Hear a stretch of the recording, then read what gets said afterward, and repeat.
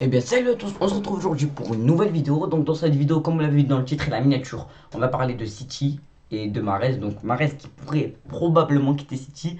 Donc sans plus attendre, c'est parti. Donc on commence tout de suite. Oui, il n'y a pas de cut, il n'y a rien. On commence tout de suite là. Donc alors qu'il a été l'un des meilleurs éléments cette saison, Riyad Mahrez a été placé sur la liste des transferts par Manchester City. Ce samedi, Manchester City affronte Liverpool en finale de la affronte Liverpool. Affronte Chelsea, pardon, de la Ligue des Champions. Ce match pourrait bien être le dernier de Riyad Mahrez avec la formation de Pep Guardiola. En dépit d'un exercice 2020-2021 impressionnant sur le plan individuel, 14 buts et 9 passes décisives réussies, l'international algérien figure parmi les éléments susceptibles d'être transférés durant le mercato qui suit. Le champion d'Afrique a un contrat avec les Sky Blues qui dure jusqu'en 2023. Sa valeur marchande, c'est pas une petite valeur marchande hein, parce qu'elle est estimée à 42 millions d'après transfert marché. J'ai du mal là, j'ai du mal. À chaque vidéo, je vais avoir du mal. Donc il a une vidéo.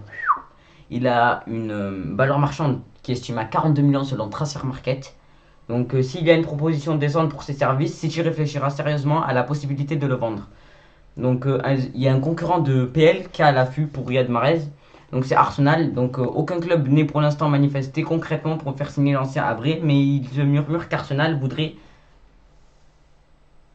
donc non, c'est pas voudrait, qui le voulait déjà par le passé, surveille sa situation.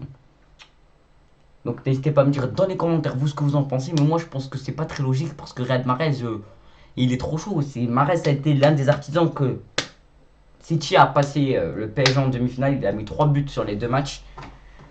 Ensuite, qu'est-ce qu'il y a encore? C'est eux, c'est grâce à, limite grâce à Mahrez. Mahrez, il a fait le taf comme ils disent, il a mis quoi? 14 buts et 9 passes décisives. Il a fait croquer ses joueurs et il s'est fait croquer, enfin ses joueurs, ses collègues. Et il a fait croquer, enfin, il a croqué lui-même.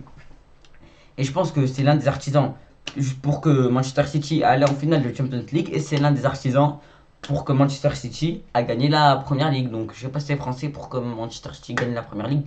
Mais bon, bref, on s'en fout. Donc moi, c'était juste pour vous dire que Mahrez, je comprends pas pourquoi ils veulent le vendre. Vendre Sterling, il a été moins performant pour moi que Riyad Mahrez. Ou vendez, je sais pas moi, Ferran Torres, il a chauffé le vent, hein, c'était le remplaçant de Mahrez, hein, donc je sais pas pourquoi vous le vendez pas, même s'il est plus jeune et tout. Bon, après, on sait pas ce qui se passe dans la tête de Guardiola. Donc, tout le temps, on le voit là, il est en train de se faire tailler. Avec des plans, frère, il te fait des trucs, il teste des nouvelles compos en finale de Champions League. C'est quoi ça? Il n'est pas cohérent ce coach. Et je comprends pas comment ça se fait que c'est le meilleur coach du monde.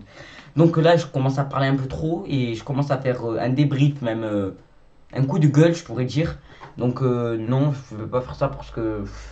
Flemme, frère, il y a trop de trucs à dire sur lui. Je l'aime pas, moi, déjà, Guardiola, je sais pas, pour moi, c'est pas le meilleur entraîneur du monde.